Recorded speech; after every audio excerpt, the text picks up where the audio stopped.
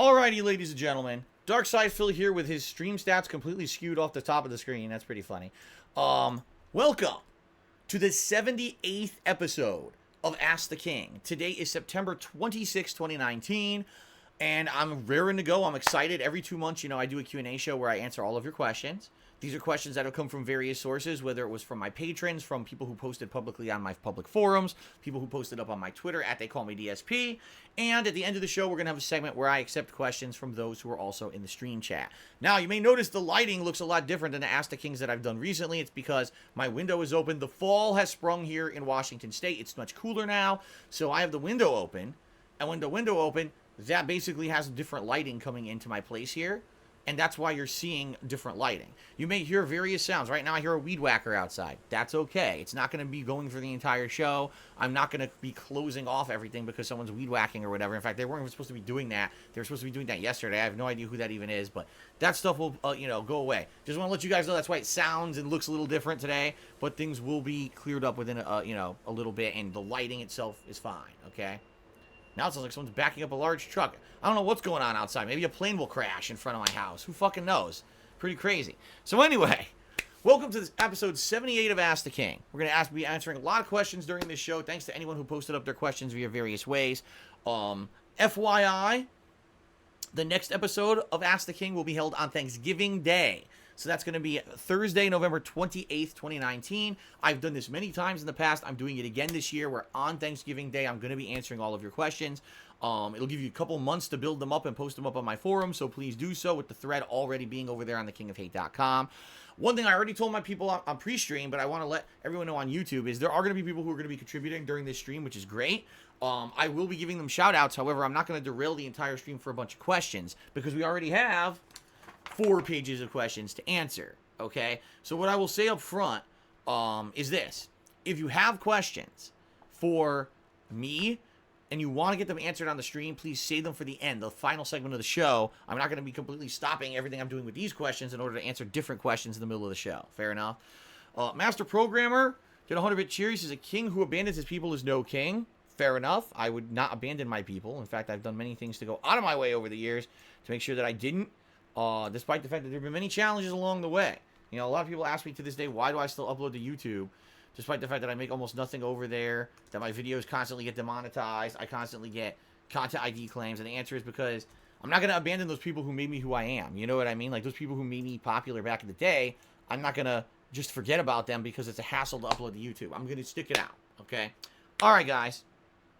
So let's go ahead and let's get right to it. Let's get to the questions. All right, we're going to start off with a patron question from Atlas Telemon. He asks the following. By the way, I should bring this up. The reason I'm answering this question is because one of the perks of being my patrons is, or pledging to my Patreon, I should say, is getting your question answered for sure on Ask the King. So if you're interested in having a segment dedicated to you and your question for sure on this show, please head over to patreon.com/darksidephil. Check it out. It's one of the perk categories there. And thank you to Atlas Telemon for being an ongoing patron pledgee. That's why he gets his question answered before everybody else this show.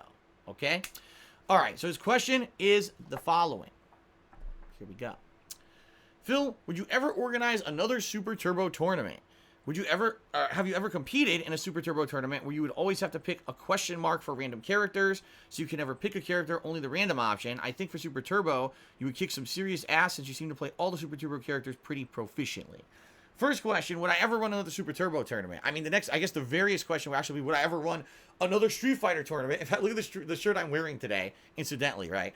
The answer there is probably no. Reason being, I'm not a part of the competitive Street Fighter community. To organize and run a tournament in this day and age is a lot more of a daunting task because the community has grown so much in the last decade since the release of Street Fighter 4. Back in the day, it was grassroots. Oh, I'm just running a tournament, post up on shoryuken.com, the information for the tournament, everyone just shows up and plays. Today, it would be like, man, I probably got to get approved through certain authorities that it's an official tournament. Got to get the tournament posted up on various social media sites so people know that it's happening and it's existing so people will show up. You probably got to have certain pots set and you know what I mean? Like, it's going to be a lot of effing work to even organize any kind of tournament. You have to have, what's the tournament approved standard and all of that and stuff like that.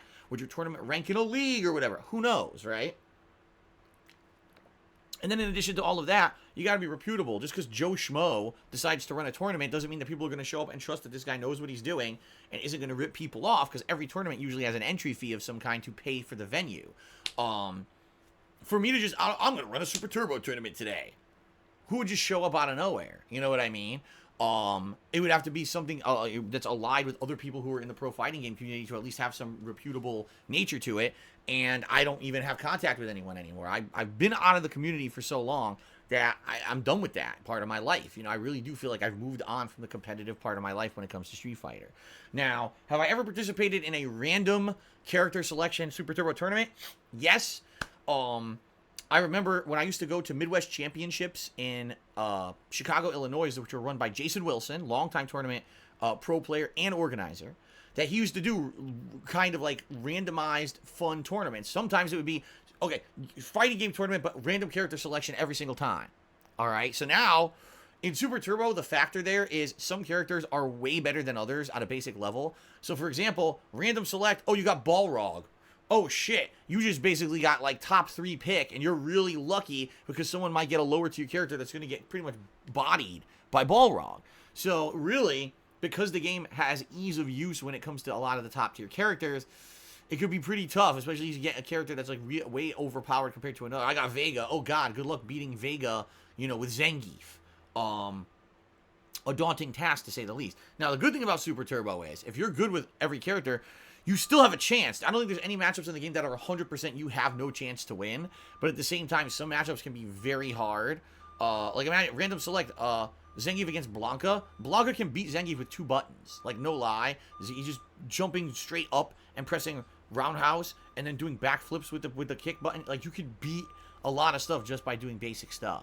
So it would be pretty tough. But if I remember correctly, I don't remember who won the random games tournament or the random select tournament in Super Turbo. I know it wasn't me. That was years ago. We're talking probably like early to mid 2000s was the last time that happened.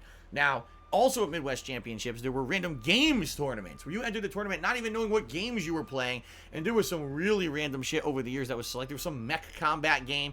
There were some of the ticket games and stuff in the game. Like skee ball was one of them. Like, there's just completely randomized stuff that was included as part of those events. Yes, guys, there's a truck outside. That's a garbage truck picking up my garbage cans outside right now. Isn't it nice that everything comes by when I start my show? It is what it is. So yeah, I've done those before. They're crazy fun. They're always fun to enter those kind of random tournaments because you don't know what the outcome is going to be. You know, it might not be the top player who actually places, because what if the top player gets a character they can't use, or it's just random games. You have no idea who's good at what. It's a pretty exciting situation. So, Frosty the Snail Man has subscribed to the channel. Thank you, Frosty, for the sub. Okay, let's continue, shall we? We move on to forum questions. First question is from Derek. What's up, Derek? He says, here's my question. Would you ever consider playing Gary's Mod? Because it was from the same makers of Left 4 Dead 2 and Half-Life 2, which you did a playthrough last year of in the month of June, and all 3 of those games were published by Valve Corporation. Well, I did play Half-Life 2 last year. I did not play Left 4 Dead 2 last year, but you're right. They're all made by the same kind of game developers at Valve. Now, Gary's Mod, wasn't that a user, now, I could be wrong, wasn't that a user, like, gamer-created mod, where they modded Half-Life to do random stuff, or was it Team Fortress 2? I can't remember, but I think Gary's Mod was a fan-made thing that went, like, viral, and got, like, super popular over the internet, and then you had entire communities growing around it. There were convention events around it. You know what I mean? Like, I think it got so hyper-popular that at one point it was, like, super crazy fun. Now, that was a long time ago. I mean, I remember when I was going to, like, MagFest in 2012, okay, and they had a Gary's Mod event. That was 7 years ago, and by then, Gary's Mod was kind of old. So you're talking something that, like, is super duper old. I don't know if anyone would be interested in watching me play Gary's Mod. If you are, by all means, guys, you know, speak up. Let me know if this is something that you think that I've missed, a gem, a diamond in the rough, a gem over the years that I've completely missed out on doing, and you'd like to see me do something like that. Great, I'm all ears. I'm always looking for something new to do. But I don't know if anyone would really give a crap about Gary's Mod at this point, okay? Okay. Let's see here. Ace just resubscribed for 7 months. And he said, Naughty Dog announced Last of Us 2 won't have multiplayer. What are your thoughts? Very simply put, the multiplayer of Last of Us 2 was interesting, but I don't really feel that it was necessary, nor did it add to the overall experience of the game. I think the game itself was so good that it sold itself. No one bought Last of Us 2, or excuse me, Last of Us 1 to play the multiplayer. That was like, wow, you already gave me a triple fudge ripple chocolate cake with explosive candies on top and amazing fudge bonbons all over. Oh, and then there was delicious strawberry, a layer of strawberry icing on top that was the multiplayer too, but you didn't need the strawberry icing. The cake itself was amazing, right? That's kind of how I felt about it. I liked the multiplayer of Last of Us because I felt that it was definitely something different and refreshing from standard third-person shooter multiplayer with crafting and the like, resource management and crafting. Am I disappointed to hear that Last of Us 2 doesn't have multiplayer? No. Naughty Dog has already come out and said Last of Us 2 is our longest game ever. We put more time and effort into the development of this game than any game we've ever made in history. So if that's the case, and it's at least as good as Last of Us 1, I'm sold and I'm happy. I don't care that I'm not going to waste a few other hours messing with the multiplayer of the game. I don't need it. You know what I mean? I think that it's fine that it doesn't have it. So there's my answer. Okay, moving on. Next question is from Tynel, and he asked the following. Is there an influence to what got you into fighting games competitively in the first place? Was it a friend, a family member, or did you get into it yourself? That's an interesting question.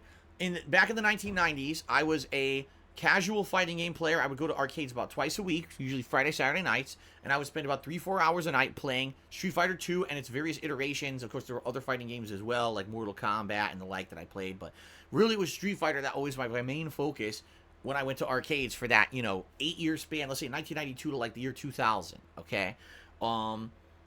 Now, I never even knew that there was like high-level competitions or anything. My local arcade almost never held any kind of competitions. In general, it was just about people coming and playing, whenever they want, and usually Friday, Saturday nights, kind of weekend nights coming for big competition or whatever. But I never even knew that there was like a series of tournaments that were held. I knew nothing about that. Keep in mind, back then, there was no publicity on the internet for that kind of stuff. Like I said, it was grassroots, it was local stuff. You didn't really know about the big level stuff. So I knew nothing about it. And then my friend, T. Carter, who was the best player at my local arcade. I was always number 2. He was always number 1. He always beat my ass in every game, right? He always had this natural, innate ability that whenever he played a new fighting game, he would find the style of the top-level character and master it within weeks, and next thing you know, he's whooping everyone's ass. He was really uncannily good like that. He hooked up with a guy named Scott Hovannisian, and Scott was part of the competitive fighting game community. He had traveled to tournaments like Midwest Championships. He was friends with Jason Wilson, who I've already mentioned in this show, and he started seeing T's potential. He was like, damn, this kid's like a wonder kid. This kid's like amazingly good. I got to get this kid into the competitive scene and see what he can do. And incidentally, it was Scott who took T to many tournaments in the Midwest. T went to the very first Street Fighter Alpha 3 tournament when the game was still in testing. It had not been released officially yet. It was in testing. And T won the whole tournament with Vega.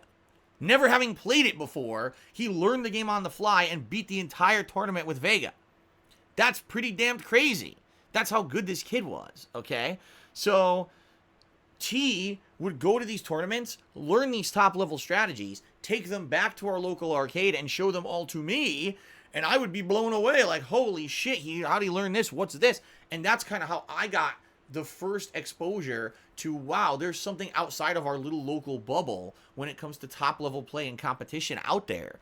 And T himself was the one who kind of got Scott to meet me and introduced me and said, we should all start going to tournaments together. Now, incidentally, for those who don't know the story, T passed away way too early. He was like, I think he was 17 years old.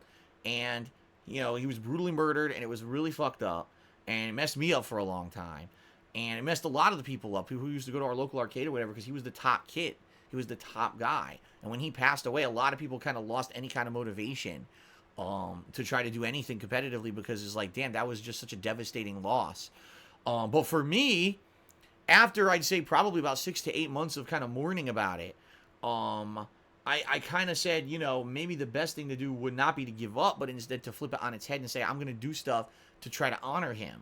And so I tried to get into competitive Street Fighter by working with Scott, who exposed me to all these tournaments. And it was at this time that I started traveling to New York City and Chinatown Fair. I started traveling to East Coast Championships in Dunellen, New Jersey at 8 on the Break Arcade. In fact, my first major tournament ever was in Dunellen, New Jersey. I believe it was ECC that I went to, East Coast Championships.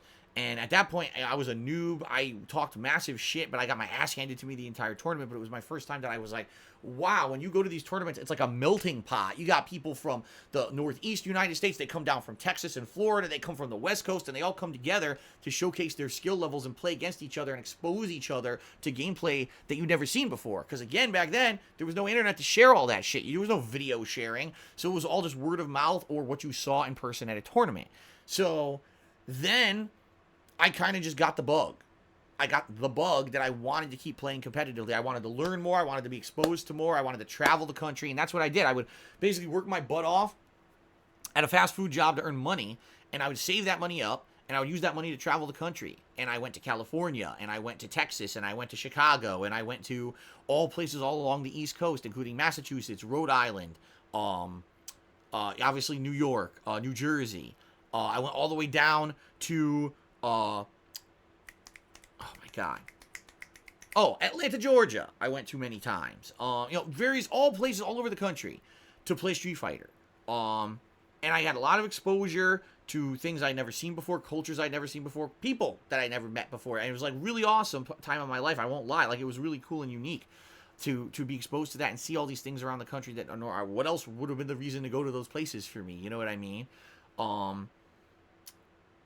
And that was a fun time of my life. Even though, you look back now and you're like, damn, that was like 10 years of my life that I was just dropping thousands of dollars on a regular basis going to tournaments and really what I have to show for it. Because back then was before Street Fighter 4 blew up the fighting game scene, and now the fighting game scene is incredibly viable for tournaments. It's profitable. You can join a gaming team with sponsorships and make tens of thousands of dollars every few months, depending on what you do. None of that was available back then. There was no YouTube, no live streaming, no exposure for anything. It was just grassroots, go pay your way. If you win the tournament, you win like a few $100s. Oops, it cost $2,000 to get to the tournament. So, you see what I mean? No one was doing it for the money. We were doing it for the love of the game. That's kind of how I got into the competitive community. So, I would say pretty much credit for that is to be shared both between T. Carter and Scott Hovhannissian, sadly, both of which are no longer with us. So, rest in peace to both of those awesome people. I will miss them forever. All right. Shout out to an anonymous cheerer who did a 100-bit cheer. Thank you very much to the anonymous cheerer. Philly Buckeye gifted a sub to Moeasy, or Mosey. Congratulations on that. And Ace Best has resubbed for 40 months. 40 months of support. Wow. Thank you, Ace Best. One of the longest running supporters. He has the Rose Gold badge. Like, that's amazing. Thank you, Ace Best, very much. Okay. All right, let's continue. Lucius C.A. asks the following. Do you think you'll come around to embracing your faults? I'm not saying this in a bad or condescending way, but what I mean is embracing the trolls and acknowledging your past mistakes and apologizing for them. Reason being, I think it could possibly cause people to rethink their decision about you, and I've seen many people ask things about these lines on your social media. I've been a fan for multiple years. I want to see you as a good person. The thing is, Lucius, I have. The past few years, I've opened up and looked back and said, I've screwed up a lot of stuff in the past, said and did ridiculously irresponsible things. I've said this recently on many streams that when I first started on YouTube, I didn't think that it was anything serious. I didn't take it seriously. I never thought that I would ever do it for a living. And I certainly never ever felt that the things that I said or did were going to massively affect any kind of a group of people. I thought this was just, I'm an asshole on the internet. I'm just saying and doing whatever, just having fun playing game. I'll say ludicrous, over the top, silly shit. People will like it, and apparently it gets popular because of that. Then when I lost my job in 2010, I said, so many people like what I do, maybe I could just keep it going full time and see what happens. And I did. I made a living doing it, and it was ludicrous to me. It was so ludicrous that people loved what I did so much that I could make a living doing it. And in fact, I was making more money on YouTube doing this silly thing than I ever made having any serious job in my entire life. And I felt like for the first time, maybe my life had some meaning because people were telling me that what I did was entertaining them, was making them feel good. It was a good thing that I was doing. Then over the years, sadly, public opinion kind of flipped. And people said, no, Phil, what you were doing back then was irresponsible. You were doing things that were deemed inappropriate. You would say and do things that would insult people and or games or businesses that were negatively affected because of your words. And you really should look back and realize that. And I did. Over the years, I've said this many times. Okay. Back then, I said and did stupid things. Some of the stuff I said about Minecraft, some of the things I said, over-the-top things about Hideo Kojima, was all done for shock value or just based on my ignorance. I didn't know the truth of the fact of any of these things. So I would just say something shocking for the fact that I could, and I didn't take it seriously. I didn't think that anyone would care or anything would matter. And then, a few years later, I'm doing game playthroughs the same way that I had done them the whole time, being ridiculous and over the top, and people now found that that was not proper. How dare Phil say these ridiculous over the top things? How dare he be irresponsible? How dare he insult a game developer? How dare he do this and this and this? And the laundry list of gripes became, this is how you don't play. And then that laundry list of gripes became, it's not just about Phil's gameplay anymore. Now let's attack him personally and say that everything he's ever done personally is fucked up. And, it's just become this big rolling wave of toxicity and shit against me. Excuse me. In reality, I have admitted many, many times publicly that I'm not perfect and I have a lot of flaws. And, it's funny because some people try to say that I have scapegoats and stuff. Listen, do I feel that I'm 100% responsible for all the things that have ever happened to me? No. But do I feel that I'm 100%, he never was responsible? No. I've made a lot of dumb, bad decisions over the years. Things I've said and done that were bad in videos and in streams. Friendships that have been ruined. Financially, my situation is completely screwed over. And these are all have to do with me and things that I've done. Now, we can all say hindsight's 2020. Sure, today in 2019, I can look back at the last 11 years of my life and say, damn, if I had done this differently and this differently and this differently, my life might be a lot better now. And people probably wouldn't hate me. But there's no guidelines for doing stuff on the internet like this. When I started doing content creation in 2008, no one called it content creation. No one had a word for it. No one even called it Let's Plays. It was just videos on the internet, random shit.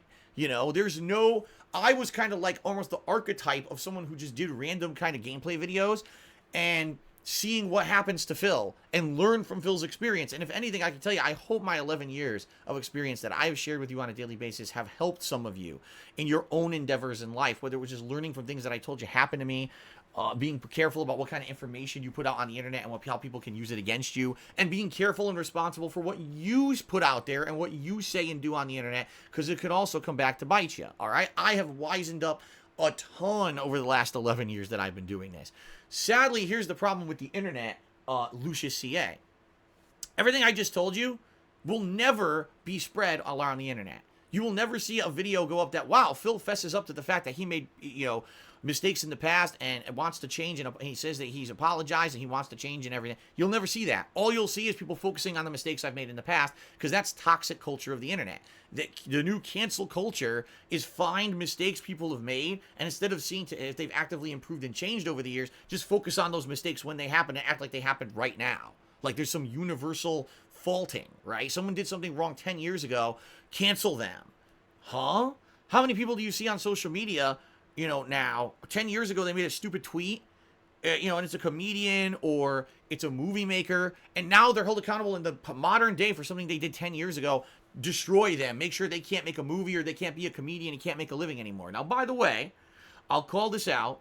There are some nasty things that people have said and done over the years as a history. If you look, wow, there's a pattern of stuff that they're doing wrong, and they obviously didn't learn over time. And now that they're finally being called out for it, now all of a sudden they pretend like they want to change. That's different than a few mistakes that were made in the past, and that person has honestly made an effort to change over time. I at least feel that myself, I have made an honest effort to change. When you watch my streams, you don't see the kind of ridiculous, over-the-top, racially insensitive, or gender insensitive, or sexualized humor that I used to do. I ripped it all out of my content, and instead, I've made my streams much more casual, much more chill. When you come to my streams, it's more about relaxing and enjoying my honest reaction to a game and interacting with me and having a fun, chill time. It's not about what new ludicrous, over-the-top, insane argument will Phil make today. What crazy sexualized joke will he make that insults people? What race will he insult today? That's been cut out of my content. You don't see that anymore. You know what I mean? But what's funny about this is that I read this comment from Lucius CA. You realize when you read that, he has no idea that I've ever apologized for anything or that I've even changed. So you see what I mean? When you have this viral, toxic mentality of the internet, this cancel culture mentality, they don't open up to the truth of the matter of what's current. All people know is the faults that I've done over the years. They don't know about the fact that I've tried to actively improve and change for the better. That's messed up. Because then how can I ever grow if people will ignore any positive things that I've done and only focus on the negative? And it's not just me. This is happening all over the internet. How could you ever grow in the public eye if that's how they want to act, right? It's like, I want to believe that this person is bad no matter what, so I feel better about myself because now I feel that I'm better than them. And essentially, that's what it is with a lot of cases with me, is people want to believe that even though I still make a living doing live streams every day, that I don't deserve it, and it's just luck. And, oh, it's because Twitch protects him from all kinds of things, and it's because this and that. It's crazy. Like, yeah, I'll admit that over the years, I've been through a lot of shit. But most of the reason that I'm still here is because in the last few years, I have changed myself to be a better person. Twitch isn't going to ban me because I'm not violating their rules. Not because they protect me when I do violate their rules. I don't violate their rules. I don't want to violate their rules. I want to be a better streamer. I want to put out better content. I don't want to be a guy who's the shock guy and does stupid shit. When I made a comment, I think it was 1 or 2 weeks ago, I don't even know now, about the kind of comedy that I think is okay. And I said, if you do a general joke about race, generally you want to joke about the Italians or African Americans or Asians or, a racial group. If you do it in a general fashion that's not meant to demean, diminish, or actually attack one particular person, I think that's okay. If you want to joke about me being Italian all day, go right ahead. I'm not going to get offended at that. That's my honest opinion. But if you personally attack a person for something that's a shortcoming of them that they can't help, like, for example, you have a medical condition, I'm going to make fun of your medical condition. Ha ha ha. I think that's fucked up. That's my personal opinion. That's my take on it. These idiots go out there and spin it. Phil's a racist because he thinks that racial humor is okay. Huh? When did I say that? When did I say that making personal attacks about race or making actual racist, a history of racist comments is okay? I never said that. What I said was I think generalized humor about race is okay. But they won't even report the true story. Cancel culture says, fuck him. He's basically saying something that doesn't agree with our ridiculous mentality of everything has to be absolutely squeaky clean perfect, so let's destroy this person. And that's what's happened to me over the years, is only focus on the things Phil's done that are bad. Don't actually even report what he's saying that's true anymore. Just spin it for our own positive or negative or toxic purposes so we get attention on his behalf, at his expense, and don't actually tell the truth about anything. You know what I mean? And that's messed up in my opinion. How would I ever grow as a person or as a content creator if no one will be truthful about what I do?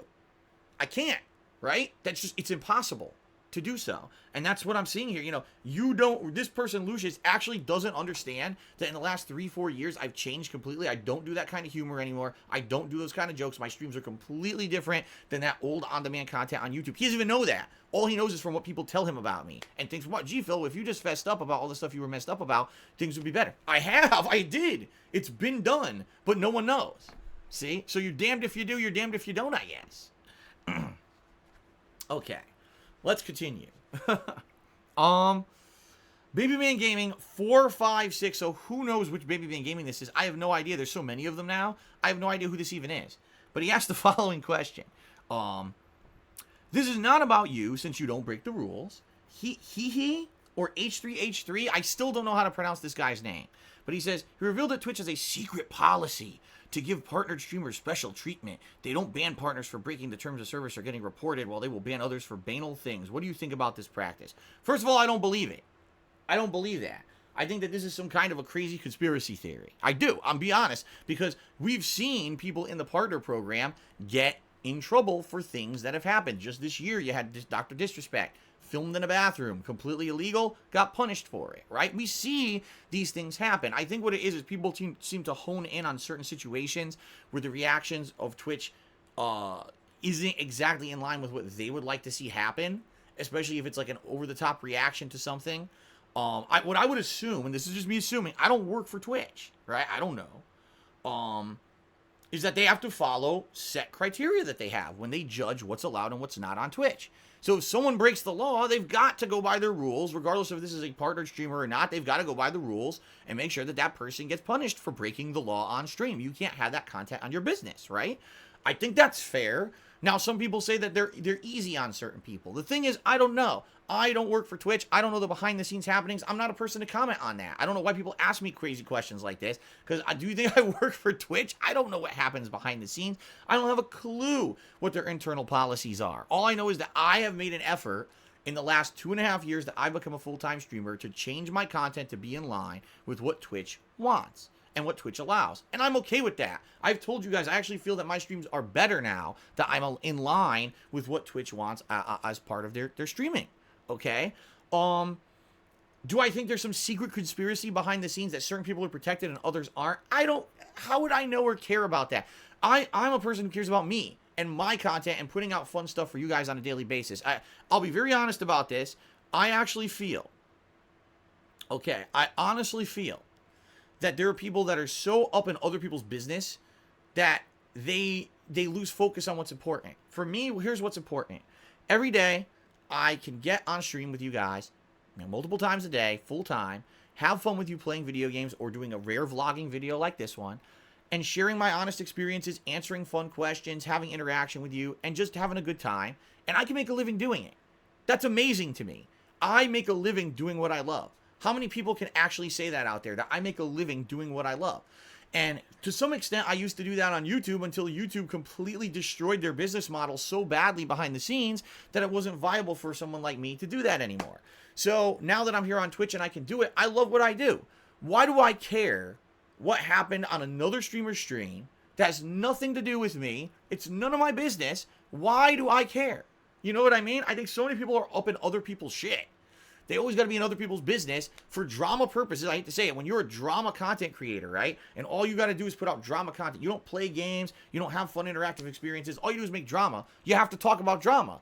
Oh my God, this Twitch person got banned. This person didn't. This person was treated differently than another. How is it your business? How do you know what happened behind the scenes with Twitch? How do you know how that person talked with Twitch about the situation? You don't know anything. You're just speculating based on public knowledge that could only be half of a situation, and it's none of your effing business to begin with. It's not your business. Twitch, at one point, Twitch can literally just do and say whatever they want with their business and say, I want this kind of person on the site, and I don't want this person. That's their choice. It's their business. You know what I mean?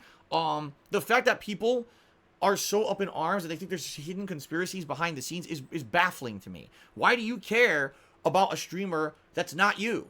Put out your content, put out entertaining and fun content, have people watch, enjoy, and that's all it should be about. It shouldn't be about, why does this person have it better than me? Why are you always worrying about that? Worry about yourself. Maybe if you focus more on yourself than what everyone else has that you don't have, you'd actually be in a better position because you'd be putting out better content yourself instead of being so jealous and angry that someone else got treated better than you or got an unfair advantage over you. You know, I used to be like that, admittedly, okay? Admittedly. I used to be like that. I used to be a person on YouTube who, I was so angry about everyone else doing better than me that I would get jealous and I would get incensed. And that's another change that I've kind of made over the years. I try not to pay attention to any of that shit outside of my bubble.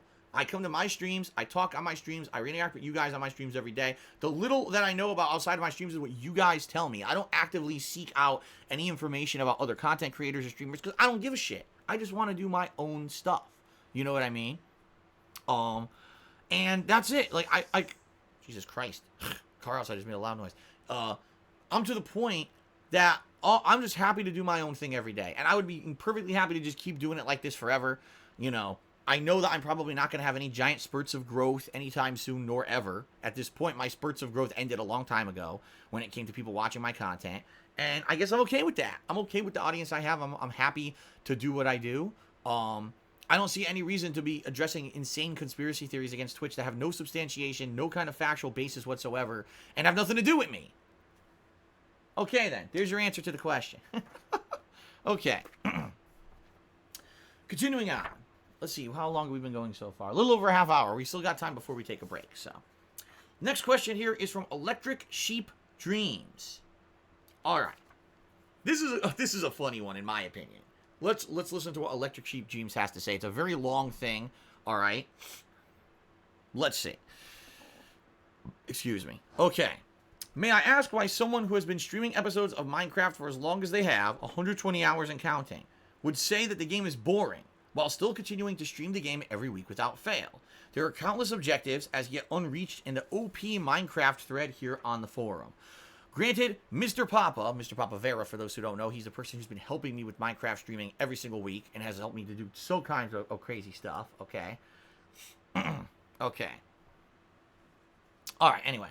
Granted, Mr. Papa abandoned the thread to post outside the forum, but that in no way diminishes the original posts, its list of goals, other posts and alternative threads made about the same game that seem to have been ignored. If we get down to brass tacks, in the lengthy amount of time that we have been weekly allocated to streaming Minecraft gameplay, which at this point has been upwards of 120 hours, the streamer has barely, he's the streamer, he can't even name me by name, he's the streamer, has barely accomplished any number of things even a casual Minecraft streamer would have in the same time, especially given the streamer is playing easy mode console version, where crafting is effortless. By the way, I'm not making any of this up, I'm reading this word for word. Inventory-based plug and play that removes the need to learn even the smallest aspects of rudimentary crafting mechanics, hence mining diamond with a stone pick 2 streams ago. And that's by Electric Sheep Dreams. Okay? Essentially, let me paraphrase this, because this is not even in English for those who don't play Minecraft. Electric Sheep Dreams is angry at me because I've been playing Minecraft on a weekly basis since December of 2018, and apparently I haven't accomplished this approved set of goals that apparently if you are an ongoing Minecraft streamer, you should be focusing on. This person is very upset that I've been doing 120 hours of Minecraft gameplay, and apparently I haven't even done the rudimentary requirements for what they would expect from a Minecraft stream, okay? I think I could have gone back, 2 years ago, 3 years ago, and read the same question on Ask the King of someone who said the same thing about when I played Dark Souls, or gone back another few years, said the same thing about my skill level in Street Fighter or whatever. This is the get good mentality. This is the crazy, I don't want to say expectations, but like they want you to live up to some kind of a standard. That if you're going to be a content creator on the internet, you better best be up to our expectations of what you do. Because if you don't, you're not valid, you're not legit. How dare you make a living? How dare you do anything? Why even stream the game if you're just going to screw around in it, right? If anything, all right, isn't that the complete opposite mentality of what Minecraft's supposed to be?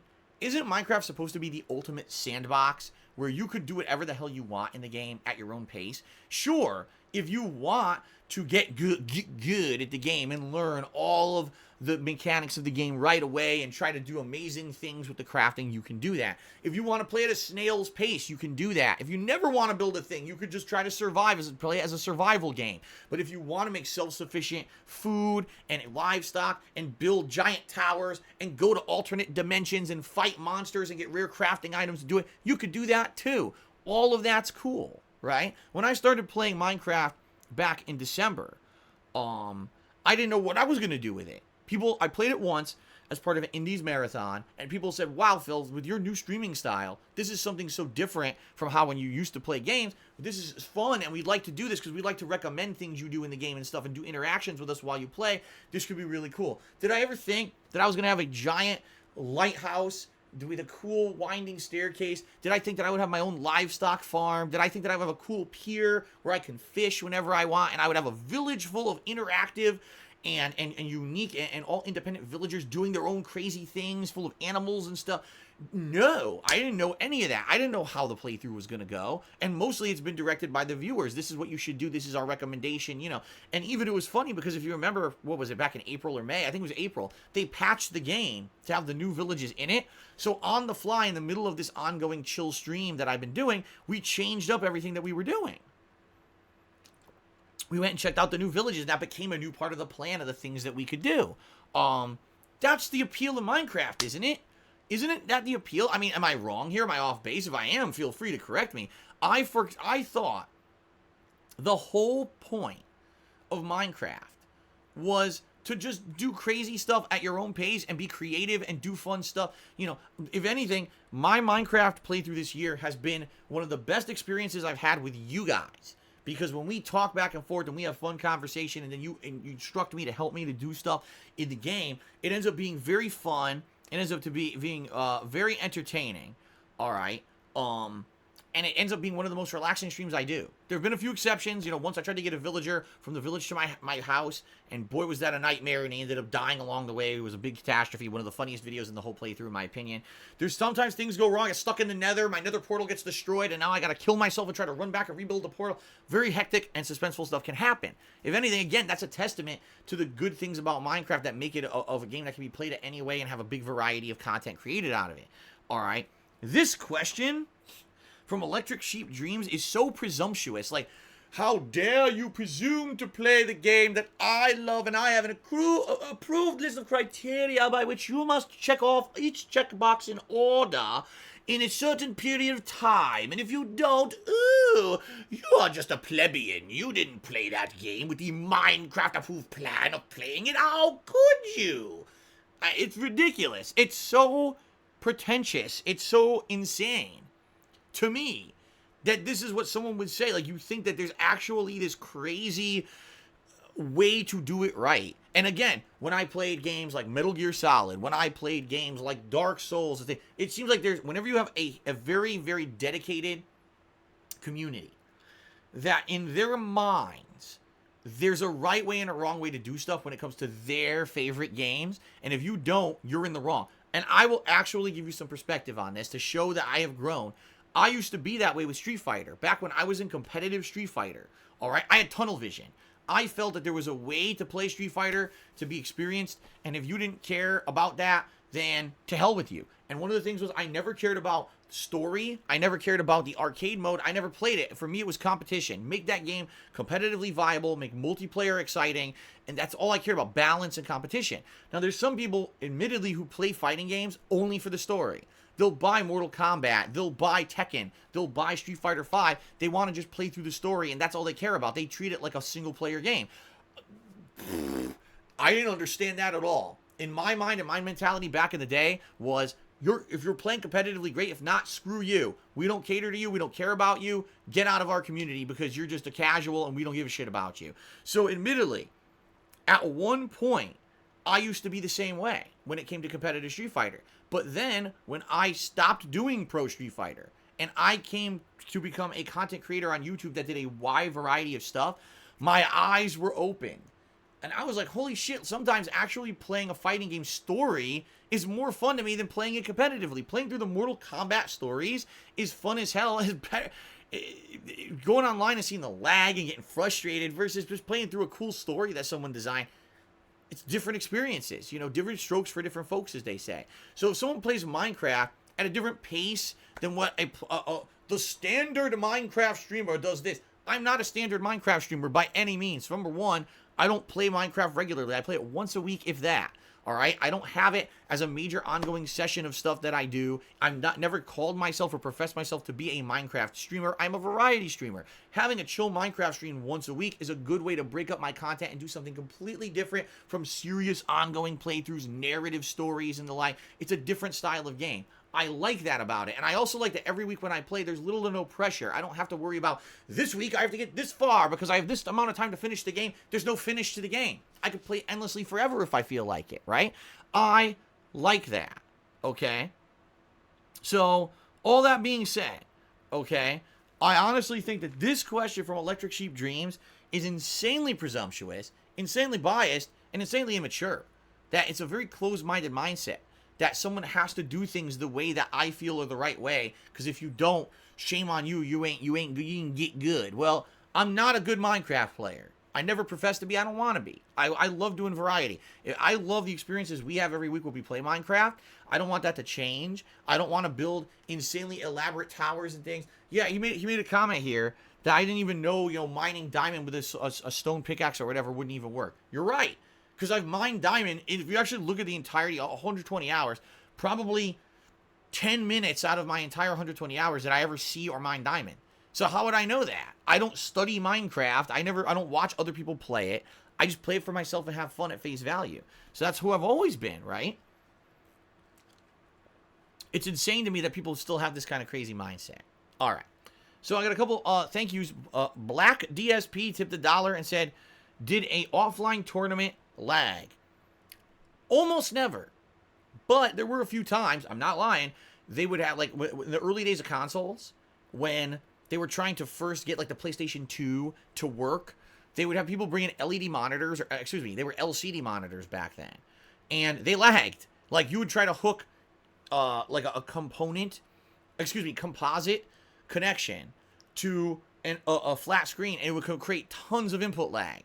So yeah, there were actually tournaments I played in that had input lag. In general, people figured out back then you needed to use tube TVs, and then when everything went HD and HDMI, everyone's monitors now worked without lag. But It was funny. In the early days of offline Street Fighter, there actually was input lag in tournaments. Yes, that answer is yes. It did exist. Okay. All right, so that's $1 there. Let me get that in there. And then we had a $6 tip from Not SJ Snowflake, who says, I need someone to over tip me. I don't want to be the top tipper. You guys are letting me down. Okay, then. Well, I can't really control who contributes. I'm appreciative of every contribution. And you are currently the top tipper, again, with that $6 tip. So thank you for that. We're on up to 12. And actually, I got another $1 tip from Black DSP saying, the offline tournament's too laggy. And, you know, it was hilarious because that very complaint happened back in the day at a couple tournaments. Like I said, the burgeoning era of consoles when people were just starting to play console instead of arcade cabinet. That actual thing happened during tournaments until it was finally cleared up of how to hook it up properly. So, okay. Let's continue on, shall we? Okay. Next question is from Snakefish. No, I had it right. Snakefish Gaming. He said, Phil, is there any old playthroughs from your original channel that were recorded via your camcorder that you would want to do a new playthrough of? I remember you saying one time that when you replayed games on stream, it was a totally different experience for you, and I think that there are definitely some classics in the Dark Side Phil channel that could use a remastered, if you will, playthrough. Anyways, I love the streams and keep having fun. What I would say, there's two games that I've wanted to go back to recently. The first is Final Fantasy VI. The reason being, Final Fantasy VI is my favorite Final Fantasy of all time. And I only played it once ever for YouTube, and it was like, I want to say 7 years ago. That long ago. That was before I ever did direct capture. I know the playthrough looked like duty. And I didn't do interactive live streams at all back then. It was all offline, so there was no questions or answers. There was no comments from the stream. There was no interactivity during the playthrough at all. And even though I enjoyed doing that playthrough, I feel that if I did it a second time with direct capture, better audio, better interaction from everyone, that it would actually be a better playthrough than the first one, just being honest. Another playthrough that I want to go back and do again is Mass Effect 2. Two reasons. First being, again, the first playthrough was the old visual style. It was before direct capture. It looked like crap. And it's the best Mass Effect of all time, in my opinion. And I've only played it once, so I'd like to play it again. Number two, there's another way to play it, completely different from the first time that I played it, where I could be a renegade femshep, as they say, the female version of Commander Shepard, and be the angry version where you do the violent actions and the like. I'd like to see how that changes stuff in the game, because I didn't do that the first time around, and it was kind of very goody two-shoes in that regard, and I want to see what the opposite flip side would do to the plot and what it would do with certain scenarios and the like. I've said this for years. I wanted to go back and do this, but for whatever reason, there just doesn't seem to be much interest from my viewing audience to go back and do it. I don't know why. It just never really has happened, and there's never really been too much demand for it. Those would be the two at the top of my list. Now, there may be many more, but I think this would be a question more catered towards you guys who are longtime viewers out there and who watch the old stuff back on the Dark Side Field channel or watch some of my early stuff on DSP Gaming those first few years before I went direct capture. Are there any playthroughs back then that you feel if I redid them in the modern era, they would be better? They would be more fun to see, the better visuals, the better audio, to have interaction with the stream chat? What do you think? I can't really answer this for you, okay?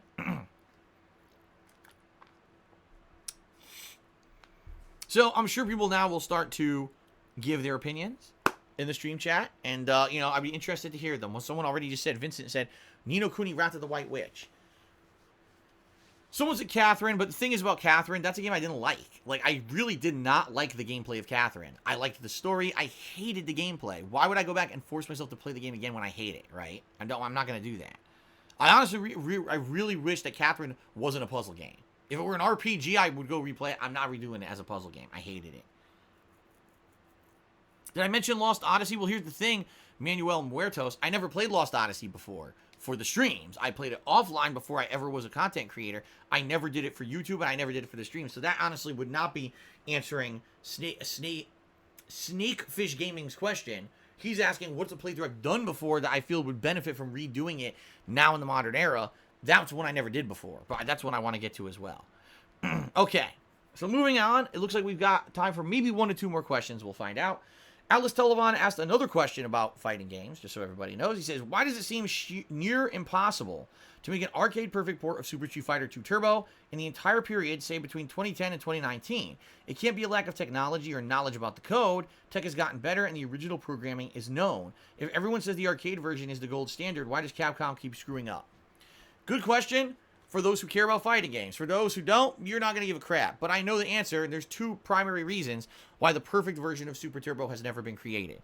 The first, I think, quite frankly, is because the game is so old.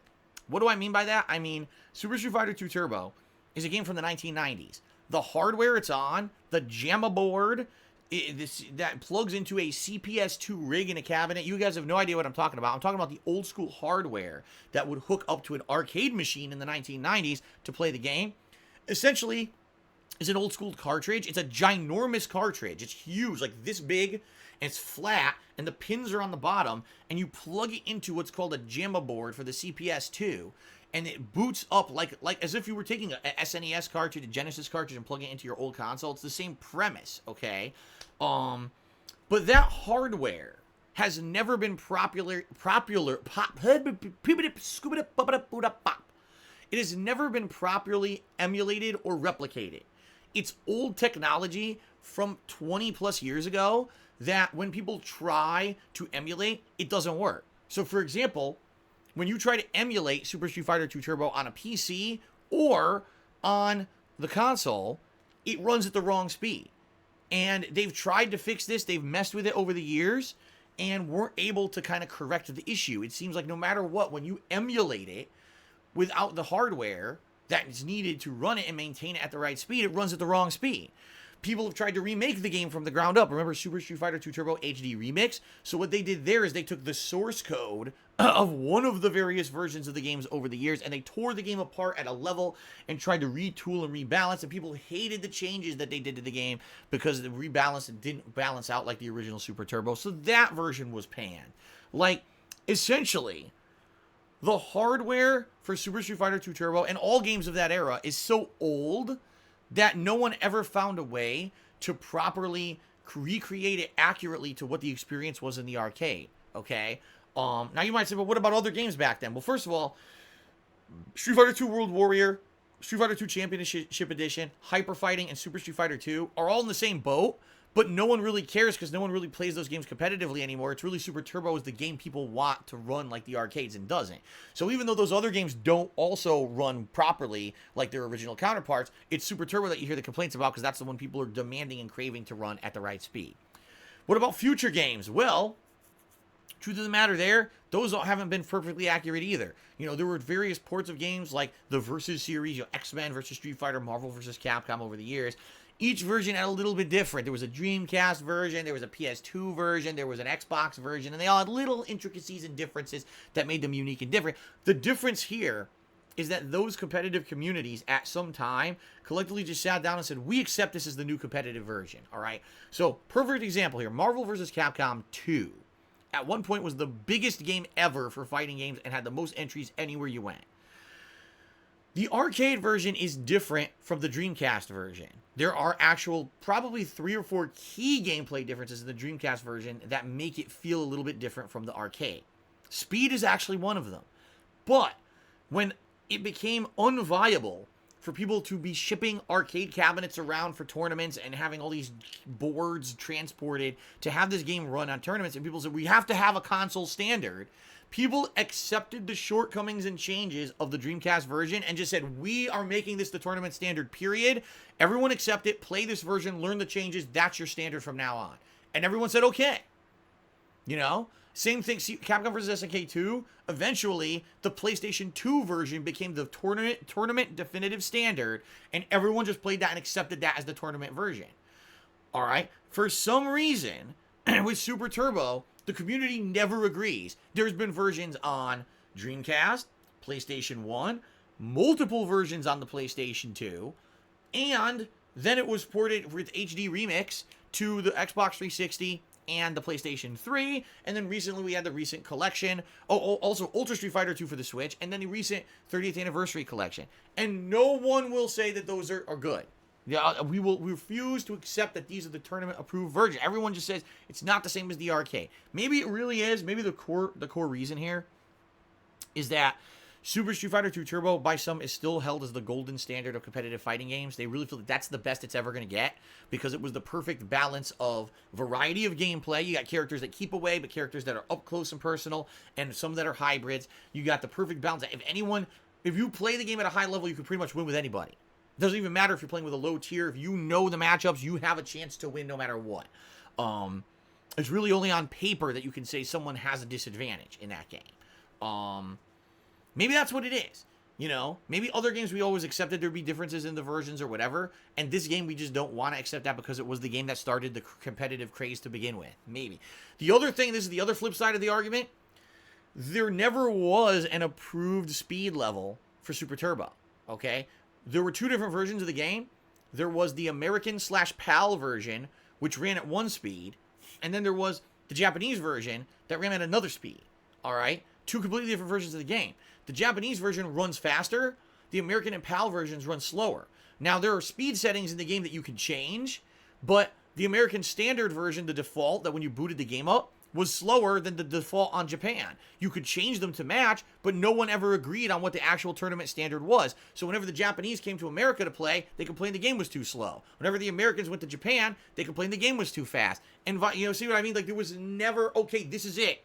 Even back in the day, when they played only on cabinets, we had issues where people disagree. So, I think Super Street Fighter 2 Turbo will always be destined to be the game that never will have, this is the definitive 100% version forever. You're always going to have these dedicated communities of fringe groups that agree. There's some people that think the version that runs on Fightcade on PC, even though that runs way faster than the arcade version, that's the new standard. Some people will argue the arcade is always the right one. So, they're always going to have these disagreements. I don't know if it'll ever be resolved until one day someone releases a version that's so fucking good that we just all collectively accept that's the best version and we just throw out everything else. That's never happened with Super Turbo. So there you go. Okay. I think now it's time for a break. We definitely got enough time for a part 2 with more questions here. So let's take a break. If you're watching here live on stream, I'm going to take roughly about a 10-minute break. If you're watching on YouTube, I'm just going to end the part and we're going to have a part 2 coming up. 2 quick shoutouts before we end this part. M5NSX did a 50-bit cheer. Is it not possible to be good at Minecraft? Oh, it's not possible to be good at Minecraft. There's no skill. It's just learning the nitty-gritty workings of the game. And Black DSP tipped me another $1. Said the hardware is laggy, dude. I can't block. Okay, then. Thank you for the tip. All right. Let's take a break. When I come back, we shall continue on with Ask the King, episode 78. Thanks so far, everyone. I'll see you in a bit.